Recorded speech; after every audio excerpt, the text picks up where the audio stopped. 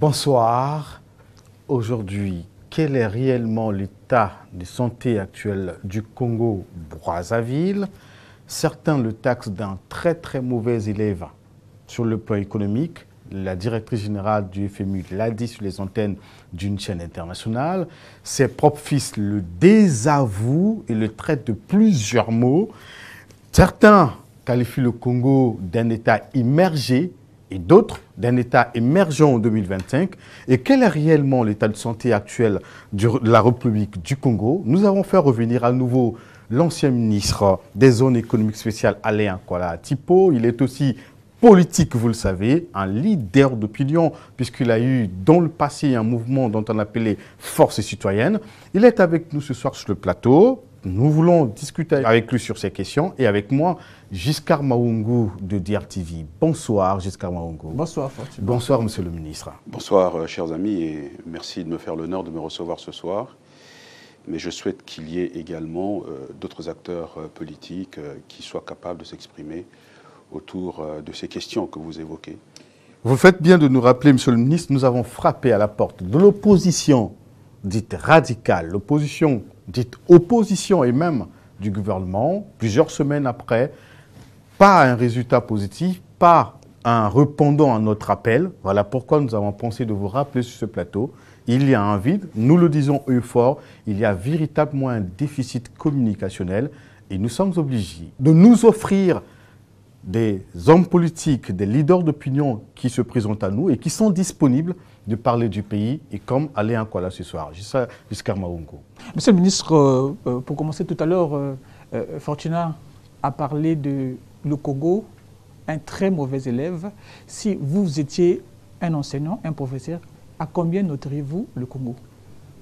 Bien, je pense que le fonctionnement des pays est très complexe. Et la situation de notre pays aujourd'hui sur le plan économique, ce n'est pas un secret, elle est extrêmement difficile.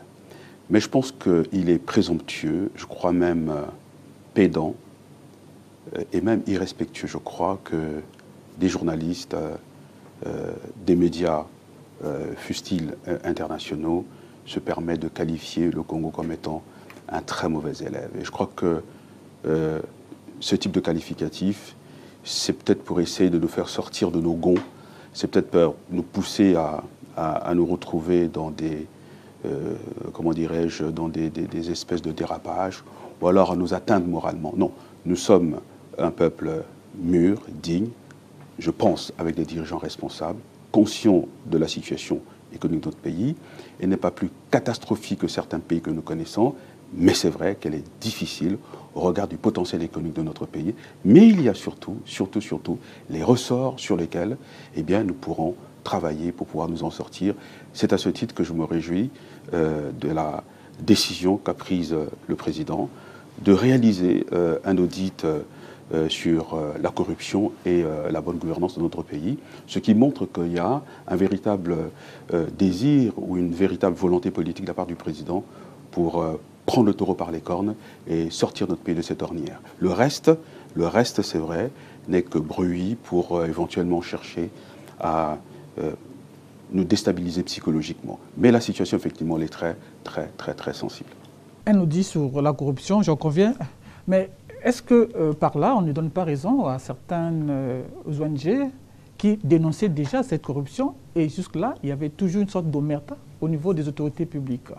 Bon, vous savez, moi j'ai été au gouvernement, je ne vais pas essayer de révéler un certain nombre de propos, de décisions, je dirais même parfois de remontrances, d'admonestations que le président nous faisait aux uns aux autres par rapport à toutes ces questions.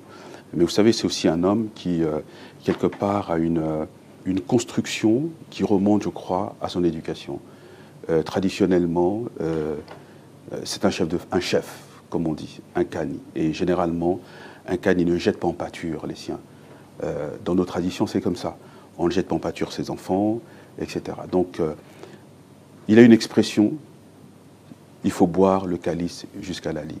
Ce qui dénote justement à ce moment-là d'une certaine dimension. Je peux même faire recours à ce qu'il a dit lors de la conférence nationale, où il avait dit qu'il assumait tout.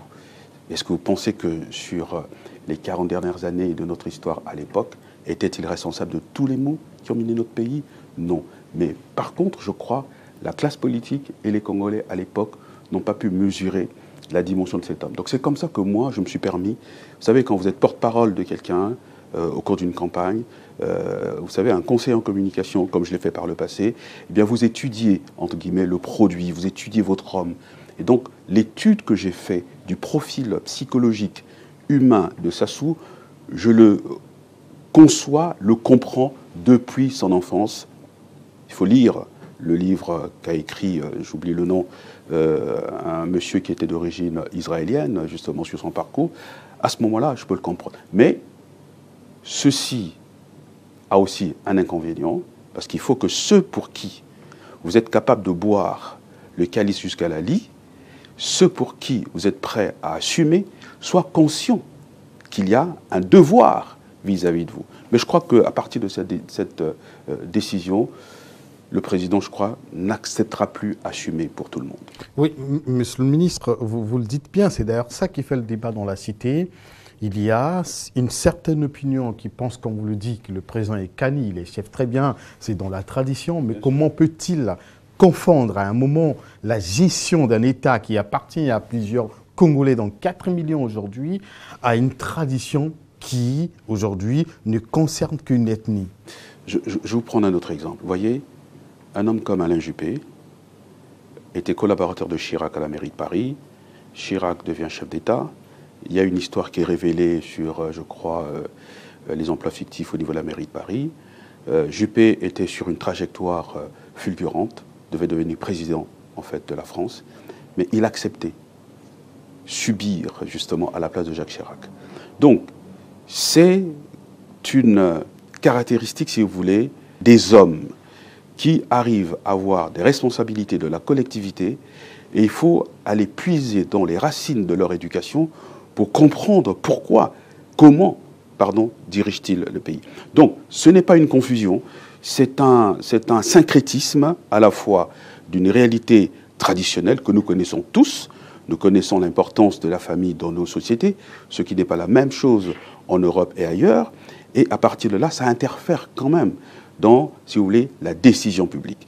Mais ceci dit, il y a la responsabilité de celui qui accepte boire le calice jusqu'à la lie, mais ceux pour qui il doit boire le calice jusqu'à la lie, quelle est leur attitude? Quelles sont leurs obligations? C'est en cela que je dis, pour répondre à ce que notre ami a dit par rapport aux ONG qui l'ont dénoncé, je ne vais pas révéler ici ce qui a été souvent dit par lui à notre endroit, mais je crois que la situation actuelle du pays, la décision qu'il vient de prendre, va ouvrir une nouvelle ère, et j'en suis persuadé. Monsieur le ministre, comment se fait-il qu'en 2014, on avait dans nos banques une sous-liquidité extraordinaire et 3 ans après, on doit 5 000 milliards? Voilà, je veux profiter en fait de la question de Giscard pour ajouter ce qui suit. Que dites-vous, quelle lecture ou quelle analyse faites-vous de ceux qui aujourd'hui traitent le Congo de très mauvais élèves? Que dites-vous de... Je viens de le dire et ça heurte ma fierté en tant que Congolais, en tant qu'acteur politique, en tant qu'un homme qui a été ministre pendant 15 ans. Pour vous, pourquoi traite-t-il le Congo de mauvais élèves? C'est ça en fait. Je pense qu'il y a eu cette histoire qui a été rapportée évidemment par un média international du fait qu'on aurait, paraît-il, caché les chiffres. Okay, c'est inexact. Vous savez, il y a le ministre Ndongo, pour ne pas le nommer, qui quitte le ministère des Finances. Il fait une passation donc, avec le ministre Kanongo, qui est un aîné, que je salue et félicite ce soir le travail. Il arrive. Bien. Vous imaginez l'immensité et l'importance du ministère des Finances. M. Kanongo sort de la SNPC. Le temps de s'imprégner des dossiers. Tout de suite, il rentre dans les négociations avec le Fonds monétaire international. Et à ce moment-là, il faut mettre à la disposition du Fonds monétaire international et un certain nombre d'informations, et notamment des chiffres. Vous savez qu'il n'y a aucune, hélas, informatisation entre le ministère des Finances, le Trésor, les impôts, la douane, la CCA, qui est chargée de gérer notre dette, et bien entendu, les grands travaux. Donc, le temps de réunir toutes les informations et que tout le monde soit au même diapason. Et vous connaissez aussi la psychologie de certains de nos collègues, enfin mes collègues ou anciens collègues ministres. Vous voyez, chacun se comporte comme si c'était son petit empire, comme dit le président. Donc, ce temps de rassembler, de réunir justement les éléments d'information, toutes les données, ont fait que ça donnait le sentiment que le Congo cachait une dette. Non. Donc, je pense qu'il y a des choses qu'il faut rétablir pour que, dans l'esprit des gens, dans l'esprit de l'opinion publique, nationale et internationale, que de fausses idées ne s'ancrent pas. Je joue une autre parenthèse. C'est comme, et puis je vais la fermer tout de suite. Vous savez, on dit tout le temps que le président n'a pas gagné l'élection présidentielle. Le président, c'est monsieur 8%. Et à force d'asséner cette contre-vérité, elle commence à devenir une vérité.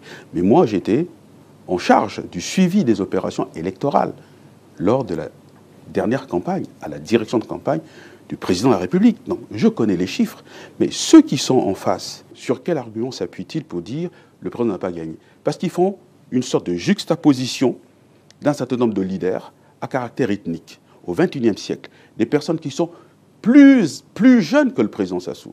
Certains peuvent même être ses enfants, mais repartent sur les ressorts ethniques.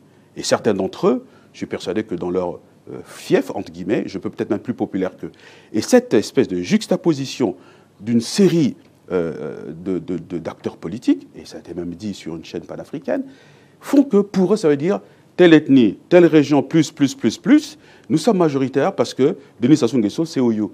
Ça n'a strictement rien à voir. Donc, une fois que j'ai dit ça, il faut savoir que le président a gagné les élections et cette juxtaposition des ethnies n'a pas fait que ses frères et sœurs ont été majoritaires. Donc, je reviens donc à ce que vous étiez en train à votre question. Il faut, c'est vrai que nous-mêmes, faisons l'effort d'être présents parce que nous rentrons dans une période où l'arrivée des réseaux sociaux, des médias en ligne, et font qu'il y a une espèce d'obsolescence de la parole des partis politiques, des acteurs politiques et voire même des institutions. Donc il faut relever ce défi. Parce que sinon, nous allons nous retrouver dans une espèce de paysage politique complètement déstructuré et les réseaux sociaux, ceux qui s'expriment sur des sites web ou des télés sur YouTube, etc., risquent de devenir ceux qui émettent, entre guillemets, la parole qui comptera dans le pays. Alors qu'au fond, même si cette parole est légitime, mais elle n'est pas politiquement structurée sur la base d'une vision. Vous parlez de l'obsolescence de la parole par rapport aux réseaux sociaux. Est-ce que ce n'est pas là le péché justement des autorités publiques? Non, c'est-à-dire qu'il va falloir que le curseur soit réajusté. Il va falloir élever le niveau. Et je pense que ce soit les partis politiques et à plus forte raison le gouvernement, je crois que c'est une chose que c'est un retard, entre guillemets, qu'on rattrapera, ou alors une espèce de défaillance qu'on réparera très rapidement. Vous parlez de défaillance, vous le faites bien, Monsieur le ministre. Nous constatons que, nous le disions d'entrée de jeu dans notre introduction, que le Congo est non seulement attaqué par ses adversaires, qui sont étrangers, entre guillemets, mais aussi par ses profits. Nous lisons sur les réseaux sociaux, vous le dites, et par plusieurs canaux, aujourd'hui, il y a des Congolais, et qui sont à l'extérieur et même à l'intérieur, et qui s'attaquent au pouvoir donc, actuel, et qui s'attaquent même au pays, et qui refusent d'être opposants, mais disent citoyens révoltés, citoyens contre le pouvoir actuel. Bien, on a tous été jeunes, et à un moment donné, on passe quand même par une certaine étape de révolte. Donc, il faut, je crois, utiliser, en tous les cas en tant que responsable politique, utiliser l'énergie de cette révolte. L'énergie de cette révolte pour pouvoir justement en faire un atout. Il faut être capable justement, bon, je laisse de côté évidemment ceux qui d'une certaine manière se retrouvent pilotés par un certain nombre de forces souterraines, hein, les ONG, on sait comment est-ce qu'elles sont financées. J'ai eu affaire, si vous voulez, à faire une espèce de décortiquage de cette mécanique. Mais ceux qui sont en France, enfin en Europe, aux États-Unis, au Canada, je crois qu'il faut aller vers ses compatriotes. Et je crois que c'est en cela que dans le dernier gouvernement, avant que je ne quitte le gouvernement, et le président a mis en place un ministère des Affaires étrangères, de la coopération, qui s'occupe des Congolais étrangers. Donc c'est une réponse, un début de réponse. Donc je crois qu'il y a une volonté institutionnelle, une volonté gouvernementale, justement, d'aller vers justement ces compatriotes. Parce que je ne crois pas que ce sentiment, cette colère soit illégitime. Même si on peut, je l'ai dit une fois de plus, savoir, on sait qu'il y a un certain nombre de forces internationales qui utilisent un certain nombre de défaillances de notre part pour pouvoir mettre en œuvre des processus, je le dis, un peu de déstabilisation de nos pays. Vous parlez de la diaspora. Un membre de la diaspora, M. Andrea Gombe, je pense, coordonnateur du collectif Ça suffit, est passé tout dernièrement sur RFI. Vous avez peut-être et même TV5 aussi. TV5, pardon. Sur tout ce qu'il a dit, il a tort ou il a raison? Je ne vais pas faire l'émission pour répondre à ce jeune, même si c'est vrai, on lui donne un certain nombre une résonance médiatique, mais il faut s'interroger, comment arrive-t-il effectivement à se retrouver sur TV5? Et nous connaissons le rôle de TV5, ce que représente TV5, et donc ce n'est pas par hasard. Mais par contre, je considère que bon, il y a une lecture un peu biaisée de la réalité, voyez-vous. Les choses ne sont pas si simples que cela. Vous voyez, il y a le vécu. Moi, j'ai vécu des événements. Par exemple, lorsque les 5 ponts ont été détruits à l'époque, dans les années 98-99. Et ça, c'est dans la partie sud du pays. Bien sûr. Mais ce que les gens ne comprennent pas, c'est qu'à l'époque, j'ai sorti, moi, j'étais dans ces départements, enfin, dans ce département, avant qu'on ait signé des accords de cessation d'hostilité, etc. J'ai porté sur mes épaules des femmes qui sortaient des forêts amaigries, comme en Éthiopie, avec leurs gosses. Parce que quand on revenait du pont de Kingoyi, qu'on arrive au pont de Lulombo, il est tellement, comment dirais-je, haut ce pont qu'on avait placé des échelles pour descendre. Ces femmes n'avaient pas assez de force pour descendre elles-mêmes. Donc il a fallu qu'avec d'autres, pour demander à Miete Likibi qui était là, eh bien, nous avons porté ces femmes et leurs enfants pour pouvoir les faire passer du côté gauche à l'autre côté du pont pour qu'elles retrouvent leur village parce qu'on les avait pris sur les draisines. Donc quand on vit ça, quand on voit cela, mais qui avait détruit les ponts? Mais les gens ne se rendent pas compte que ce qui s'est passé pendant 1 année et demie sur ce tronçon de 105 km du chemin de fer Congo-Océan, mais c'était criminel. Des gens sont morts, des femmes sont mortes, des enfants sont morts, des petites filles, pardonnez-moi, sont devenues des prostituées parce que la destruction de ces ponts avait arrêté la vie. Mais qui avait détruit ces ponts? Humainement. Mais c'est une responsabilité grave. Ce sont des personnes qui méritent d'être poursuivies au niveau des tribunaux. Donc tout cela s'est fait dans le silence. Et quand je suis au pont de Bodissa, le président Sassou avait demandé qu'on puisse recruter les cocoïs pour reconstruire les ponts. Mais ces cocoïs disaient quoi? Disaient, c'est pas possible. On nous a présenté Denis Sassou Nguesso comme le monstre. Les cocoïs, c'était bien sûr, les troupes de l'Issouba, voilà, dirigées par les Mounari, Tsatima Biala, Tsatim Bungu. Il faut le dire, hein, c'est l'histoire. C'est l'histoire du pays. Voilà. Dire, mais on nous a demandé de détruire les ponts. Ntoumi a détruit les ponts. À l'époque, Mungunga, paix à son âme, pensait qu'il fallait détruire les ponts pour que Brazzaville tombe. Ils disent, mais Brazzaville n'est pas tombé. C'est encore Sassou Nguesso qui décide de reconstruire les ponts. On nous a laissés en train de crever ici. Vous voyez, mais ça, on ne le connaît pas. Et les mêmes acteurs politiques, puisque l'opinion, puisque le peuple qui subit cela, mais n'est pas capable de le leur dire en face, il y a tant d'années, voici ce que vous nous avez fait subir. Et comme on ne peut pas les mettre face à leurs responsabilités historiques, y compris M. Ntoumi, Mme Mounari et tous les autres, recommencent à nouveau. Et ils sont fiers qu'on détruise les ponts. Ils sont fiers que le chemin de fer s'arrête. Mais moi, quand le chemin de fer s'arrête, je pense à ces milliers, des milliers de personnes que moi, j'ai transportées à la gare de Mindouli, à la gare de l'UTT. J'ai encore en mémoire des enfants totalement... Mais ce n'est pas la faute du pouvoir, s'il vous plaît. Et donc, à ce moment-là, qu'on présente M. Ntoumi, qui, c'est vrai, est un problème, politique qu'il faut gérer, mais on ne peut pas le présenter comme un résistant. Je refuse cela.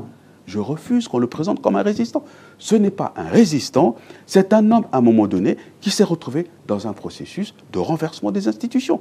Donc, si l'on veut être sérieux, respecté et respectable, il ne faut pas que nous restions dans cette politique de la surenchère, hein, et, j'allais dire, du mensonge permanent. Voilà, Monsieur le ministre, loin de consacrer cette partie de l'émission à cette interview accordée par Andréane à Gombe et à TV5, j'aimerais quand même comprendre, puisque dans son interview, il parle quand il touche la question du pool, il parle de l'épuration simplement ethnique, organisée par le pouvoir ou encore par l'administration. Vous savez, je vais vous dire une chose. Oui. Vous savez, dans ce pays, on a que ceux qui nous regardent ce soir, vraiment... Épuration ethnique, c'est-à-dire ceux qui regardent ce soir, ceux qui nous regardent ce soir, m'excusent de revenir sur certains de faits douloureux de notre histoire. On a pilé des gamins, on a pilé des bébés dans les mortiers. Qui était responsable? Le président Lissouba l'a même reconnu en le déplorant dans son livre Congo, les fruits, je crois, d'une passion partagée ou de la passion partagée. Mais à partir de ce livre, je crois qu'on peut légitimement s'interroger sur la responsabilité du président Pascal Lissouba et de ceux qui étaient responsables. La station du bus de Blanche Gomez, mais elle a disparu, cette station. Pourquoi? Parce qu'il y avait un bouchon à cet endroit. Qui habitait dans ce secteur? Madame Mounari, Mungunga, Mukwege. Donc, il y avait un bouchon qui, à une certaine heure donnée, les bus qui allaient maintenant vers Moutabala, Diaté, etc., étaient arraisonnés. Les gens armés rentraient dans ces bus pour ensuite arriver à Moutabala et en prenaient les pièces d'identité pour savoir qui s'appelle comment. Ces personnes sont allées où? J'ai conduit, moi, Jean-Hélène, qui était venu pour parler des disparus du beach. À l'époque, je n'étais rien du tout dans ce pays. J'ai été lui montrer comment est-ce que à Diata, Moutabala, Makazu, un certain nombre de maisons d'habitation étaient marquées au crucifix rouge parce que c'était des habitants du Poul. La même chose du côté de Bakongo, Makelekele. La main bleue, c'est un lieu d'exécution. Bon, alors, qui est génocidaire et qui ne l'est pas?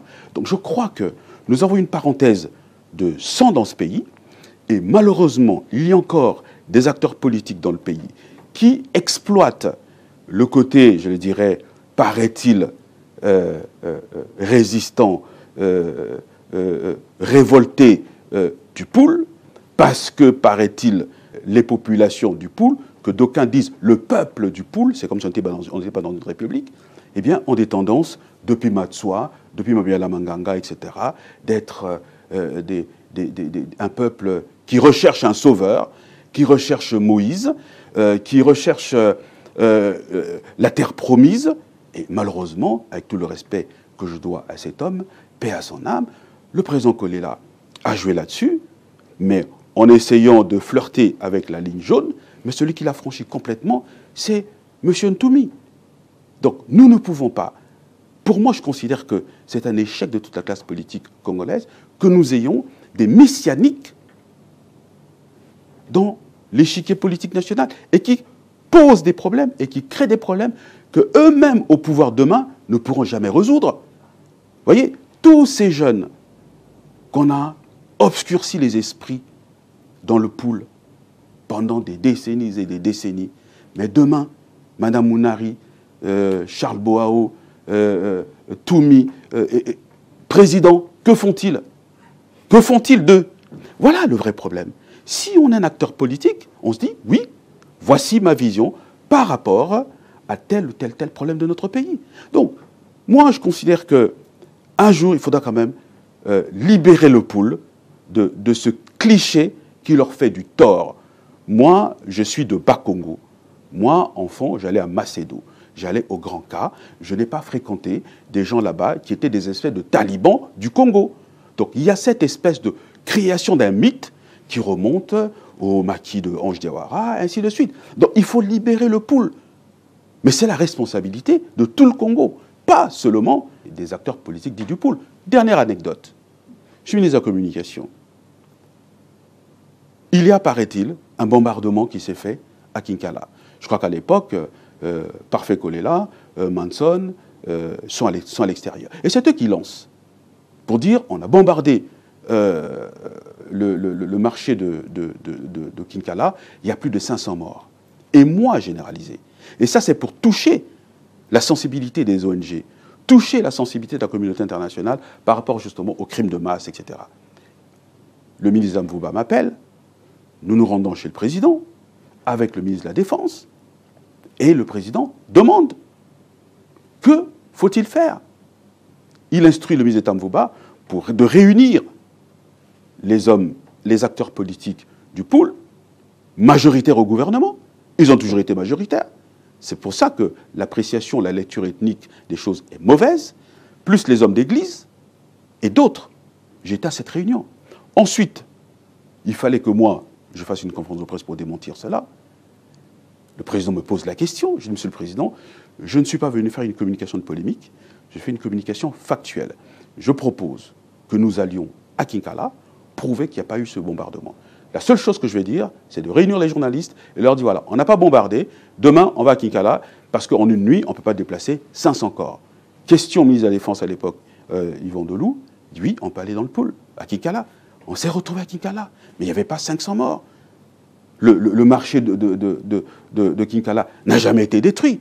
Mais comment on peut dire une chose pareille? Donc je considère qu'il y a une sorte d'institutionnalisation du mensonge dans la vie politique. C'est presque ce qui se passe actuellement, c'est ce que vous voulez dire. Plus ou moins, parce que qu'est-ce que le président dit à ce moment-là?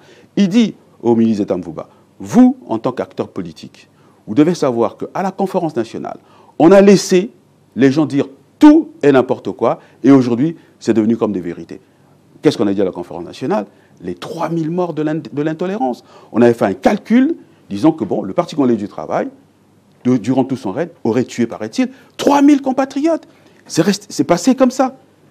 Vous voyez, on a même eu affaire à un homme qui, paraît-il, avait été assassiné par Pierre Oba, M. Bakouma, mais qui 2 jours après réapparaît, après avoir quand même eu 1 minute de silence. Donc c'est une constance de notre vie politique. Donc il faut qu'on sorte de cela. Et ça relève d'une espèce de culture stalinienne. Vous voyez, à l'époque du Parti unique, les Congolais ont toujours tendance, effectivement, à faire en sorte que des contre-vérités, des rumeurs, deviennent des vérités. Et nous avons développé dans notre pays, malheureusement, une culture politique qui fait que on a le sentiment d'exister politiquement si l'on est capable de nuire.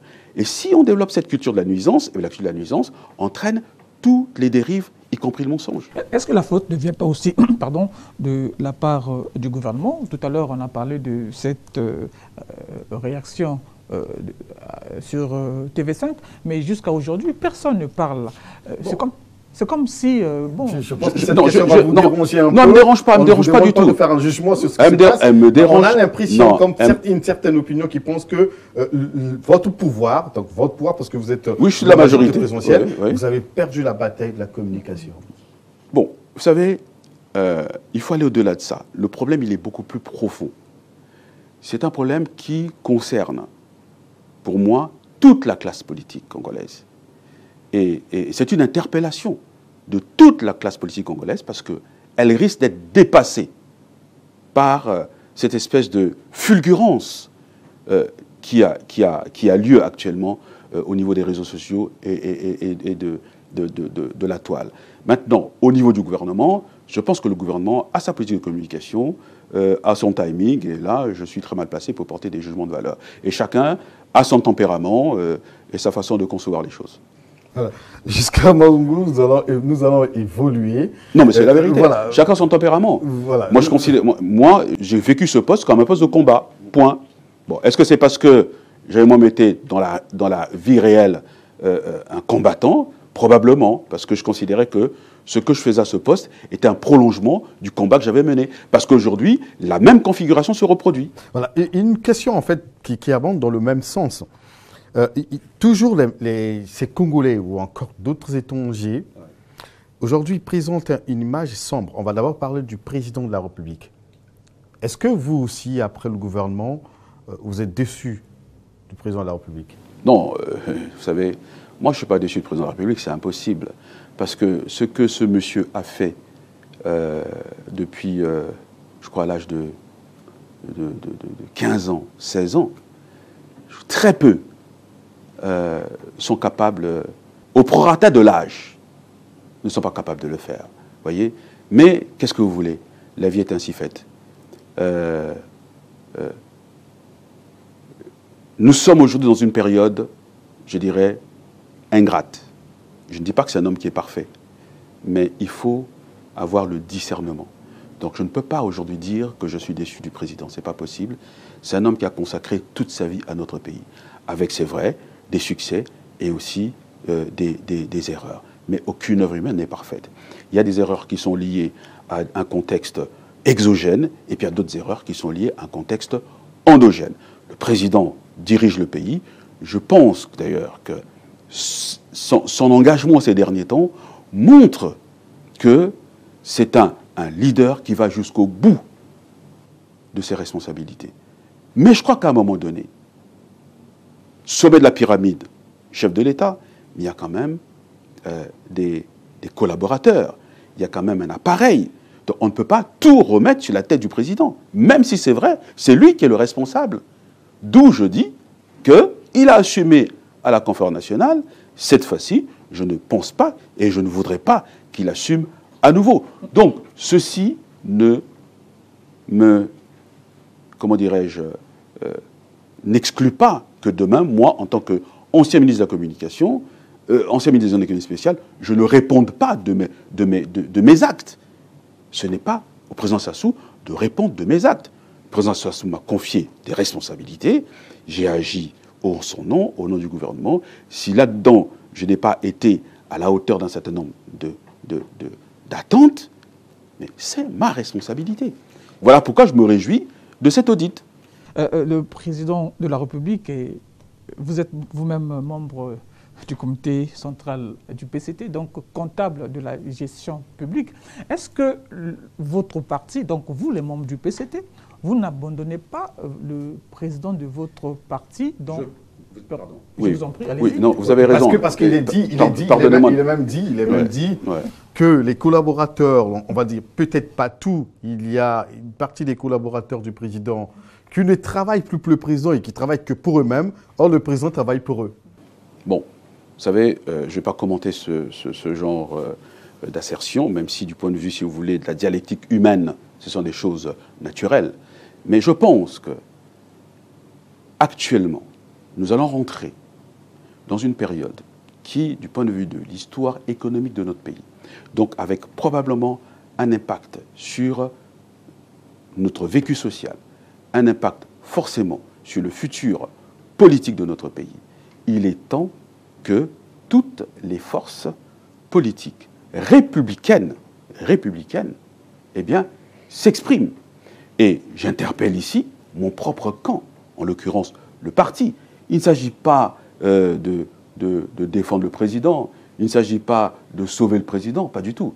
Il s'agit simplement que, du point de vue de notre capacité à produire des idées, à conceptualiser les idées, que nous intégrions cette réalité actuelle et que nous soyons capables d'être des émetteurs des idées. Et c'est actuellement, justement, que,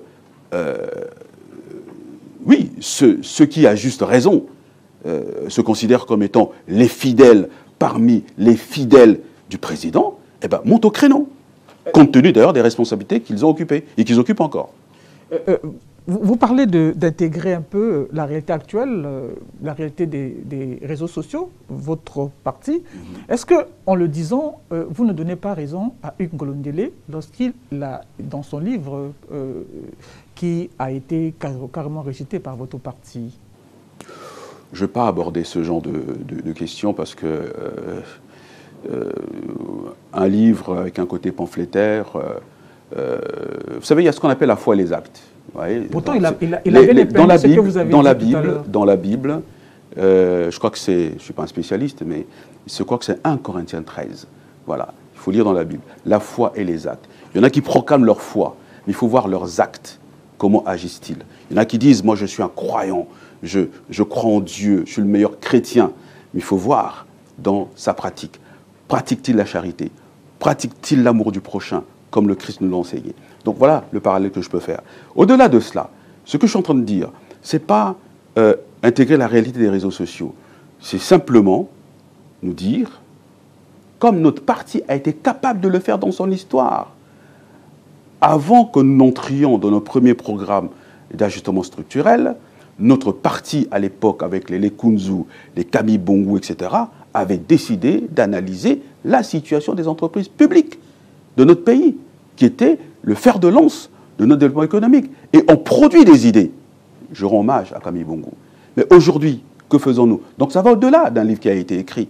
C'est beaucoup plus intégrer la situation macroéconomique de notre pays et produire une réflexion économique. Produire une réflexion économique. Parce que j'entends ici et là, par exemple, les salariés de la SNE, c'est de leur point de vue, qui sont contre les réformes. Ils disent qu'ils sont d'accord pour la réforme, oui, mais ils considèrent que le schéma de privatisation pensé, estimé par le gouvernement ne leur convient pas. Alors, que dit le parti? Que dit le parti? Que pensons-nous par rapport justement aux réformes économiques? Que pensons-nous par rapport au processus de privatisation? C'est à cela que servent les partis. Mais malheureusement, on a l'impression que, eh bien, il y a une sorte de tétanie, une paralysie qui gagne tout le monde. Qui gagne tout le monde. Et voilà peut-être pour ça, c'est peut-être pour ça que vous n'avez pas assez de candidats à l'expression sur ce genre de questions. Voilà, Monsieur le ministre, on va évoluer. Je parlais tout à l'heure du président quand tenu... Non, mais ce que je dis est très sérieux parce que, voyez-vous, à chaque période de crise, il y a un risque de déchirement social. Et lorsqu'on regarde le discours qui est tenu ici et là, eh bien, il y a de manière sous-jacente le désir de voir Denis Sassou Nguesso quitter le pouvoir avant 2021. Qui le souhaite avant 2021. Je ne dis pas qui. Regardez la tendance, écoutez les discours, lisez les réseaux sociaux. Donc il y a un procès. C'est ça ? Je ne sais pas si ce sont des opposants. Quand vous entendez le discours des uns et des autres, quand vous écoutez ce discours, il faut encore dire aussi, il y a une réalité sous-jacente. Du gouvernement aussi. Ça, c'est un autre volet. Mais je dis simplement qu'il y a, de manière souterraine, eh bien, le désir de voir Denis Sassou Nguesso quitter le pouvoir. Or, nous sommes en République, et il faut que tous les républicains se lèvent. On peut ne pas être d'accord avec Denis Sassou Nguesso, avec son parti, etc., avec son programme, l'accuser de tous les maux, mais la règle républicaine veut que cet homme aille jusqu'à la fin de son mandat. Et ceux qui pensent qu'il va pouvoir quitter le pouvoir ou le faire partir du pouvoir avant la fin de son mandat font une grosse erreur. Monsieur le ministre, est-ce que ce sont les combats qui changent ou les terrains qui changent ou ce sont les hommes? Nous sommes habitués, jusqu'à Maungu me complétera certainement, à une période avec François Ibovi, ministre de la Communication, puis Alain Akwala, ministre de la Communication, où quand le Congo était touché par n'importe quel citoyen du monde sur les antennes internationales ou encore du Congo, le gouvernement réagissait aussitôt pour apporter soit un démenti, soit apporter les informations. Aujourd'hui, on a l'impression, on le disait tout à l'heure avec Giscard, il y a un silence radio total, il y a comme une démission totale, et on dit même, je reviens à ce que je disais tout à l'heure, comme une perte de bataille. Voilà. Bon, vous savez... Est-ce qu'on a changé de terrain, on a changé de bataille, on a changé de tactique de communication? Non, je pense... Comment je peux vous dire ça? Vous savez, quand j'étais jeune, j'écoutais Florent Tchiba, à l'époque du comité militaire du parti. Et je me souviens, dans le quartier, nous répétions par cœur. Moi, en tout cas, je répétais par cœur ces déclarations, ces comptes rendus du comité militaire du parti. Si bien quand je vais en France, vous pourrez demander à mes aînés tels que Sokat, Wassiama, eh bien, j'avais 18 ans, quand on se retrouvait avec ces grands qui avaient quitté le Congo une décennie auparavant et qui voulaient avoir des informations ou qu'on leur relate en fait l'histoire ou l'historique immédiat de notre pays. Et il m'arrivait d'imiter Florent Tchiba. Mais je ne savais pas qu'un jour moi-même, j'allais me retrouver porte-parole. Vous parlez de François Ibovi. Respect à François Ibovi. François Ibovi est un militant. François Ibovi est un militant. Vous savez, vous êtes militant, vous ne l'êtes pas. François Ibovi est un militant. Formé, j'allais dire, à l'école pure et dure de la conviction des hommes de gauche.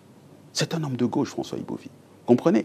Donc, lorsque il se retrouve dans le Parlement à l'époque du président Lissouba, mais je crois qu'il était seul.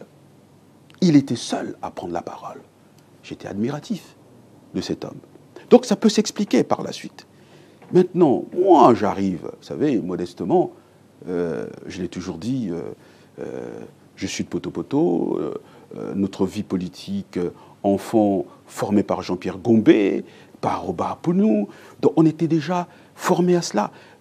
Nous avions des réunions dans la rue Bakoukouya, chez les Onzé, on avait quoi, 13-14 ans.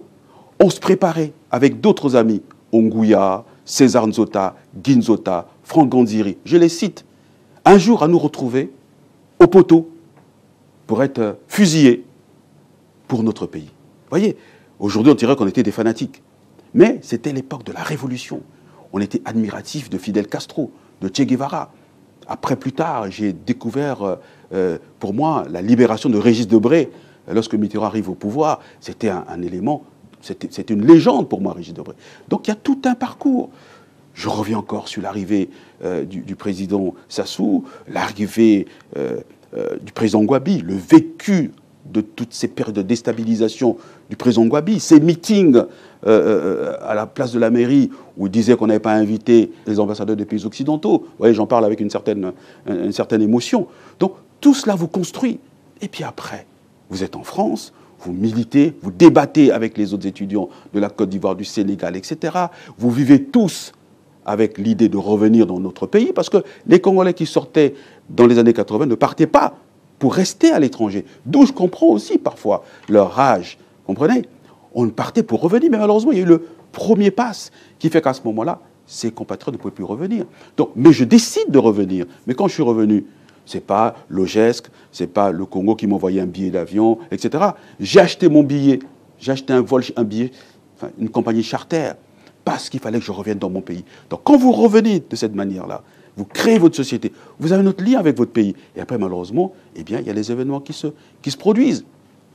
Et malheureusement, vous êtes appelé à être actif. Bon, quand vous êtes actif, vous voyez la mort. Mais vous ne mourrez pas. Les autres meurent. Mais vous avez, je l'ai déjà dit, une sorte de culpabilité de celui qui survit. Et après, le hasard de la vie fait que vous vous retrouvez au gouvernement et à un poste où vous sentez la mécanique, si vous voulez, une sorte de tectonique des plaques de l'évolution du monde. Lorsque un président américain prend une telle décision, mais l'impact de cette décision arrivera 10 ans, 20 ans après.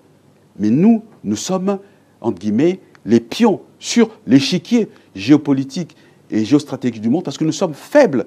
Mais ce n'est pas parce qu'on est faible qu'on ne peut pas parler. Ce n'est pas parce qu'on est faible qu'on n'est pas capable de dire à un puissant, monsieur le puissant, vous allez peut-être me tuer, vous allez peut-être nous écraser, mais je sais que vous allez m'écraser pour telle ou telle raison. À ce moment-là, celui qui veut vous écraser va se dire, bon, il est quand même conscient. Je vais l'écraser, mais il est quand même conscient pourquoi je l'écrase. Donc, il n'y a pas de différence d'époque ou de période. C'est simplement, comment dirais-je, chacun son ADN. Voilà, chacun son ADN et fonctionne par rapport à son ADN. Concernant justement la communication, est-ce que ce n'est pas le système même que nous avons instauré où l'information est hiérarchisée, c'est le chef qui parle. Au niveau du gouvernement, c'est le porte-parole du gouvernement qui parle. En dehors de M. Thierry Mongala, personne d'autre ne parle, même sur les questions économiques. Est-ce que ce n'est pas ça aussi? Et quand tu ne parles pas, il y a silence. Ce n'est pas le talon d'Achille du gouvernement. Moi, je ne sais pas si c'est hiérarchisé comme ça. Mais ça n'empêche pas aujourd'hui. Vous étiez au gouvernement. Mais bien sûr, le ministre de l'Agriculture parfois peut s'exprimer sur un certain nombre de choses, le ministre de l'Économie, etc. Nous sommes en période économique, en crise économique, on n'a jamais entendu parler M. Kalis Ganongo, par exemple. Ah oui, non, mais il est pour l'instant au charbon. Kalis Ganongo, attendez, lorsque la mission du Fonds monétaire international arrivera à son terme, à ce moment-là, il pourra s'exprimer. Mais bon, c'est aussi un ministre, il ne va pas s'exprimer à tout bout de champ, à U et à Dia. Non. Mais je crois que d'ailleurs, c'est une forme, si vous voulez, de faiblesse. Je parle de ma propre famille politique, vous voyez, du Parti congolais du travail. Il y a un porte-parole, et souvent, lorsque un membre d'un parti politique, de l'opposition, quelqu'un de la société civile, s'expriment, c'est leur droit, émet des points de vue qui peuvent être contraires ou critiquent l'action du gouvernement et du chef de l'État. Mais je crois que c'est d'abord l'appareil politique qui devrait réagir. Ce n'est pas le ministre de la Communication qui, a priori, devrait réagir. Il y a d'abord les appareils politiques. Parce qu'il y a une sorte de disproportion, vous voyez, entre le ministre de la Communication et puis, bon, quelqu'un qui est l'animateur d'un collectif, mais qui peut-être ne représente pas grand monde, mais qui, par contre, a une espèce de résonance médiatique très importante, et pour cause. Voilà, Monsieur le ministre, moi j'ai une question, jusqu'à on aura une aussi pour boucler cette émission. La mienne, j'aimerais savoir, aujourd'hui, le tableau du Congo a été très sombre, selon la communauté internationale. Le président de la République l'a reconnu le 14 août dernier que nous sommes dans une crise aiguë, mais il a rassuré les Congolais que cette crise sera surmontée. Est-ce que vous croyez que nous sortirons de cette crise? Est-ce qu'on peut espérer, puisque la population, elle est vraiment, elle est touchée, elle est bousculée par une psychose totale? Nous n'avons pas besoin de la communauté internationale, comme vous dites, ou plus précisément de la communauté financière internationale pour être conscient de la réalité macroéconomique de notre pays qui est extrêmement difficile. Par contre, c'est vrai, nous avons besoin, compte tenu de l'interdépendance de la sous-région CEMAC et l'économie mondiale, nous avons besoin, parce que nous sommes membres de ces institutions, membres du conseil d'administration de ces institutions, c'est-à-dire que le Fonds monétaire et la Banque mondiale, nous avons besoin de ces institutions qui ont une expertise mondialement reconnue pour nous accompagner dans le processus de redressement de notre économie, qui, je le dis une fois de plus, a des causes endogènes et exogènes. Endogènes parce que nous n'avons jamais été capables de faire les réformes structurelles qu'il fallait dans ce pays, parce que nous sommes passés par différentes phases de guerre civile. Donc il y a eu le premier pass dans les années 86, le président s'en va, guerre civile en 93, deuxième pass renforcé en 94, re-guerre civile en 97 et en 98. Eh bien, le président fait l'effort de dialoguer, reconstruire le pays. L'erreur que nous avons commise, c'est de nous être laissés emporter par ce baril qui caracolait à 80 et au-delà de $100. On s'est laissé emporter par ça, on s'est laissé griser par cela, mais on a oublié qu'il fallait effectivement faire des réformes de structure. Mais moi, à titre personnel, dans une lecture prospective de l'économie de notre pays, je savais dès 2009 que le contre-choc pétrolier arrivera. Mais ce contre-choc pétrolier arrive parce que, on le ressent de manière beaucoup plus dure, c'est parce que les réformes de structure n'ont pas été réalisées. D'où la nécessité, justement, de faire un audit, justement, de la corruption, oui, vous l'avez dit, de la bonne gouvernance. Vous avez tweeté sur ça. Et à partir, ouais. Oui, bien sûr. Ouais. Non, je tweete. Ouais. Et à partir, justement, de cet audit, il faudra faire également l'audit de la dette du Congo pour pouvoir, justement, comprendre la structuration de cette dette et établir les responsabilités des uns et des autres pour que, sur l'avenir, on tire les leçons, que ce genre ne se reproduise plus. Pardon, tu vas bloquer avec cette question, boucler, pardon. Nous parlions de ce jeune Congolais qui est passé sur les antennes, une antenne internationale pour parler du Congo. Il déconseille même les investisseurs de venir au Congo parce que pour lui, le Congo est un pays mafieux, rien ne marche, donc on ne peut pas, comme ça, inviter les investisseurs à venir s'installer. C'est un jugement de valeur que je trouve déplorable et antipatriotique. Le Congo intéresse les investisseurs. Les investisseurs ne l'écouteront pas. Et ce que les investisseurs attendent, c'est que nous ayons un accord avec le Fonds monétaire international qui va justement, d'après moi, s'axer sur cet audit justement de notre endettement, arriver à faire en sorte que nous ayons un programme de rééchelonnement de notre dette, voire peut-être même de l'annulation un jour, c'est une question de stratégie et de crédibilité politique, eh bien, faire les réformes de fond et diversifier l'économie. Et donc, cette diversification de l'économie pour sortir du tout pétrole est une vision stratégique, une orientation stratégique clairement consignée, définie par le président depuis les années 2009. Et il y a des investisseurs qui attendent cela. Donc, je regrette de lui dire que son vœu sera un vœu pieux. Madame Christine Lagarde, la directrice générale du FMI, a dit sur une antenne internationale, il faut que tout soit clair, Oui. la gouvernance électorale et tout. Sinon, Gouvernance électorale? pardon, excusez-moi, la gouvernance, simplement. simplement toutes mes excuses. Oui. Sinon, il n'y aura pas d'accord avec le FMI. Pour vous, Le je livre m'adresse ouvert, à l'acteur politique, Oui. à un ancien membre du gouvernement. Oui. Pour vous, quand Christine Lagarde parle, si ce n'est pas ça, il n'y aura rien du tout. C'est du chantage, Non, c'est non, la non, non. suspicion de cacher, parce que chat Exact. échaudé craint Exact. l'eau froide, Exact. ou c'est une démarche logique? Non, j'ai dit non, c'est tout à fait logique. Vous savez, aujourd'hui, vous êtes dans une banque, vous avez quelques soucis avec votre revenu, vous allez voir la banque pour dire bon voilà, moi j'ai un stock de dette de temps, j'aimerais voir avec vous la possibilité de faire une espèce de moratoire pour que vous m'aidiez à apurer ma dette. Bon, le banquier va dire voilà, vous avez tant de salaire par mois. Vous payez combien en termes de carburant? Vous avez une voiture, oui ou non? Votre popote, c'est combien? Les enfants à l'école, est-ce que vous êtes propriétaire ou pas? Est-ce que vous avez un loyer ici? Voilà, c'est tout. Et à ce moment-là, le banquier fait un plan. Voilà. Au niveau des entreprises, c'est pareil. Lorsqu'une entreprise connaît des difficultés structurelles, à un moment donné, il faut la redresser. Il y a un programme de redressement qui est enclenché. Et à ce moment-là, il y a une période d'observation, mais on part sur des chiffres clairs. Dans les entreprises, c'est le compte d'exploitation prévisionnelle qu'on regarde. Donc, pour un pays, c'est la même chose. Donc, Christine Lagarde a raison. D'où, pour moi, je dis, c'est une déclaration qui est extrêmement positive. Elle me remplit d'espoir pour notre pays.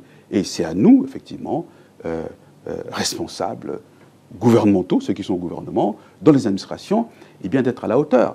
Et je reviens à nouveau sur ce que j'ai dit tantôt, sur cette histoire, cette affaire où on dit qu'on avait caché les chiffres. Moi, le ministre des Finances, Ganongo, c'est comme un aîné, vous voyez. C'est un grand frère qui m'a vu arriver à la SNPC, etc. Donc, je parlais librement avec lui. En fait, c'est une mise en cohérence des informations du ministère des Finances, du ministère des Grands Travaux et de la Caisse congolaise d'amortissement. Mais comme il n'y a pas une informatisation et qu'il y a une lenteur, peut-être certaines résistances, etc., c'est apparu comme si nous avions caché. On n'a pas caché. Voilà une chose que je voulais quand même, deux choses que je voulais quand même repréciser ce soir. Cette affaire sur le fait qu'on aurait caché, paraît-il, les chiffres, et le fait qu'il semblerait que le président n'ait pas gagné les élections présidentielles. Voilà. Jusqu'à bon bout, nous sommes arrivés à la fin de questions d'actualité. Merci, monsieur le ministre, d'avoir été très prompt à reprendre notre invitation parce que nous avons appelé de gauche à droite pour avoir quelqu'un de la majorité présidentielle parce que l'actualité nous impose et nous a toujours imposé de réagir à chaud, malheureusement. Mais vous êtes là, nous vous en remercions. Merci à Jusqu'à Mawungu, lui aussi il était très très prompt. Je le croyais en reportage, mais il est venu. Merci à vous qui nous avez suivis. Merci. On se retrouve la semaine prochaine. Merci infiniment.